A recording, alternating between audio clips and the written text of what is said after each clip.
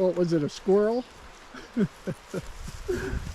Probably, or a chipmunk maybe, huh?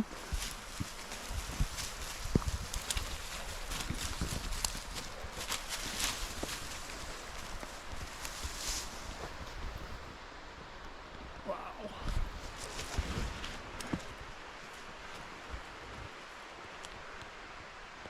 These trees, something like this, is probably, look at the size of it. Whoa. This is probably about 300 years old, maybe more. All right, let's head back.